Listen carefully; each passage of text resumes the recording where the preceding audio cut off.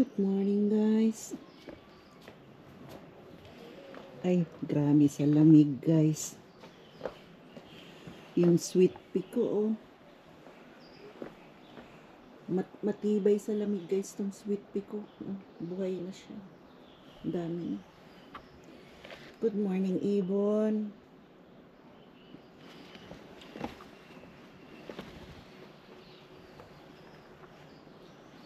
Ang lamig, guys. Grabe. Tindi na naman.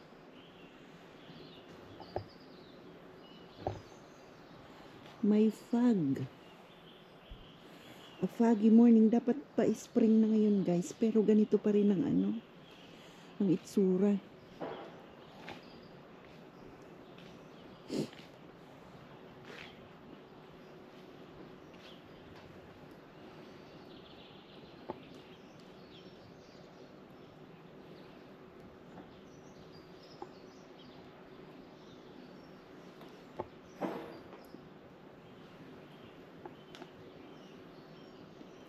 Umaarangkada pa rin ang lamig dito. Lalo na dito sa amin, guys, kasi nandito kami sa Valley, Stokes Valley. Tindi ng dito lamig. Yung singaw ng lupa, grabe.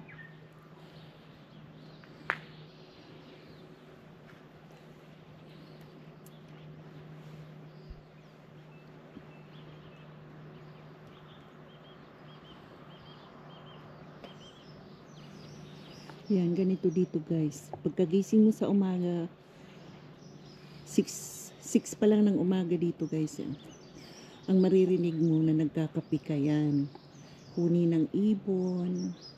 Yan lang maririnig mo. Wala ka pang maririnig ng sasakyan. Wala pang gumagalaw eh. Wala pang pumapasok eh. Pag ganitong oras. Meron naman yung mga yung mga maaga. Pero madalang lang.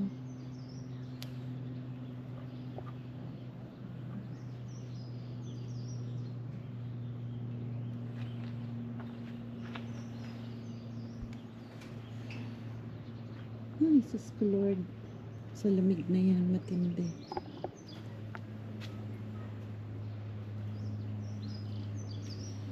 Yan, maririnig mo yung ibon na yan.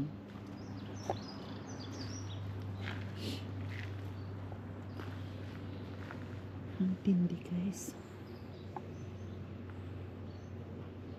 Malapit nang mayari itong bahay ni AJ.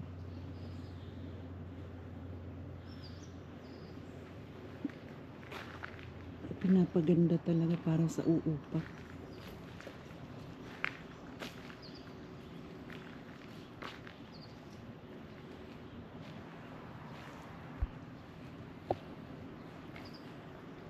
Yung mga sulat na basa na.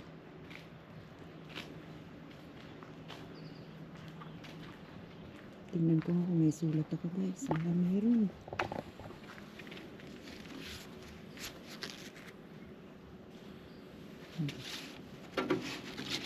Basa na siya.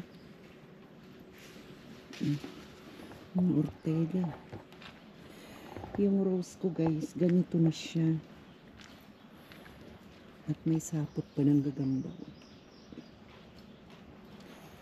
Tumutubo na naman siya.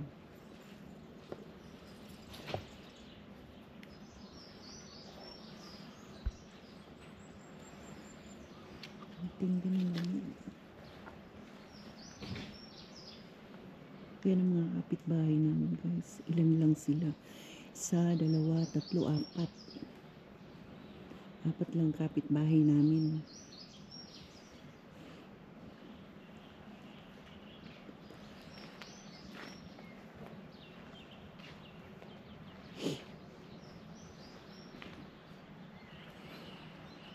Ay,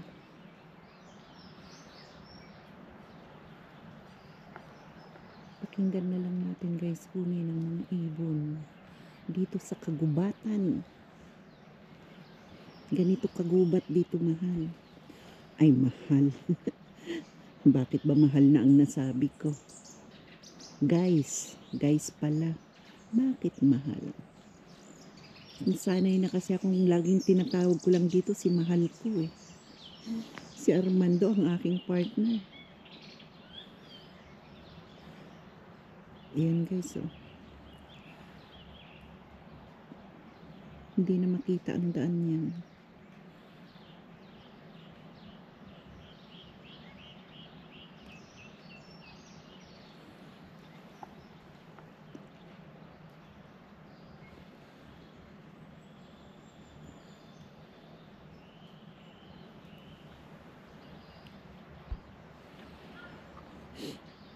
Akala mo umulan.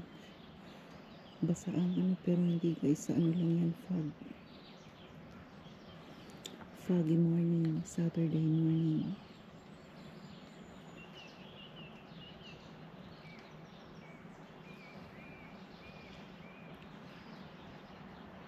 Yung magkakapi ka guys, ganito ang itsura ng kapaligiran mo. Iyak ka, nakaka-relax.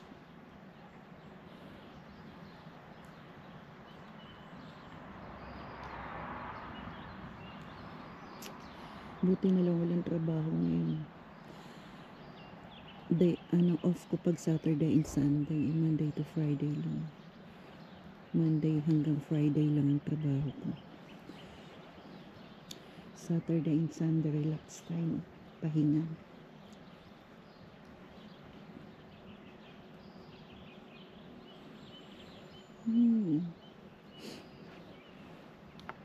Tindi ng lamig. Ito guys, ano to, itong kalbo na tong puno.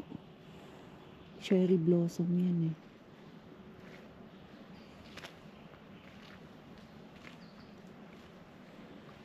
Cherry blossom. Lumipad na yung ibon. Pero may pabulaklak na siya. Lapit na siya magbulaklak.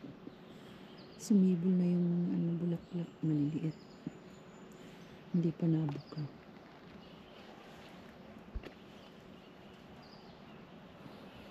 Ito namang halaman na to, ang ganda rin eh.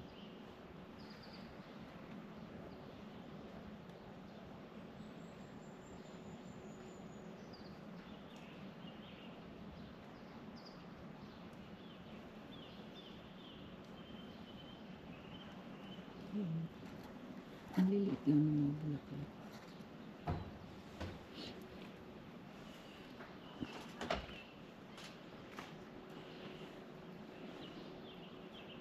Pero mamaya niyan mainit yan guys. Yung ganyang hamog na yan, mamaya mainit. Lalabas si haring araw.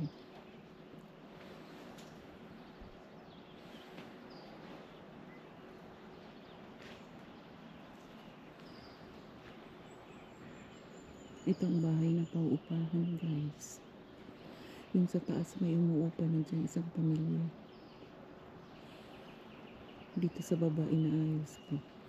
Ano yung 3 kwarto. Tapos ang laki ng sala niya.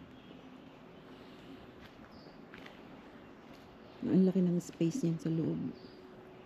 Pang isang pamilya din. Kaya lang hindi pa ayos lahat. Finishing pa sa loob.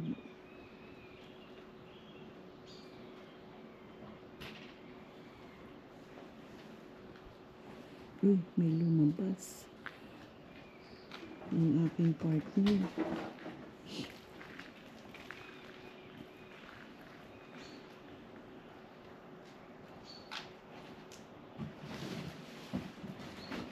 Yan guys. Yung mga taga New Zealand. Baka may gustong umupa. Malaki yan sa loob.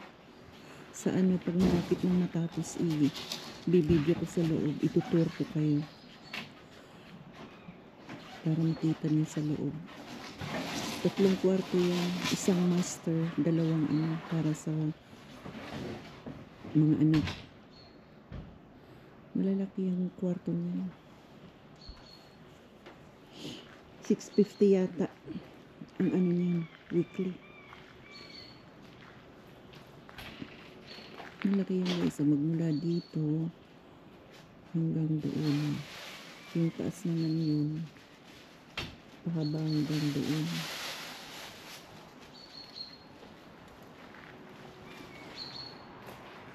Bukas itur ko kayo dyan kasi ngayon may magtatrabaho.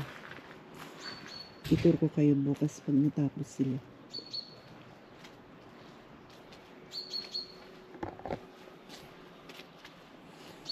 Ang ingay ng mga ibon.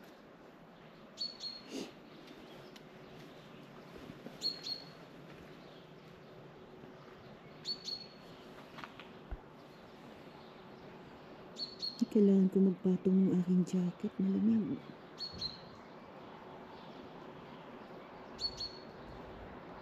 Narinig mo yun guys, ang ibon na yun. Dito guys, nilagyan ng bakod.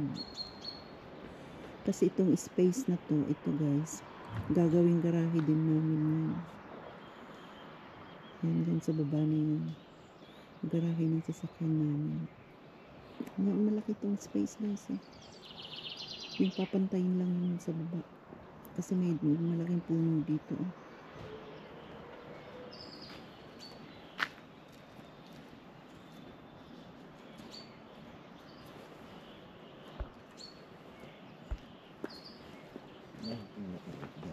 Lagi kakakaharap mo. Naka? Ayan.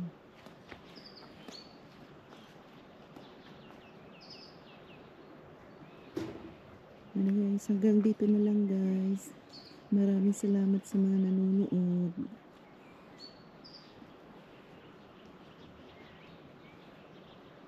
Like and share po. Click the notification bell po para updated po kayo. And pa-subscribe na rin po. Maraming salamat po. Salamat sa aking mga subscriber. Salamat.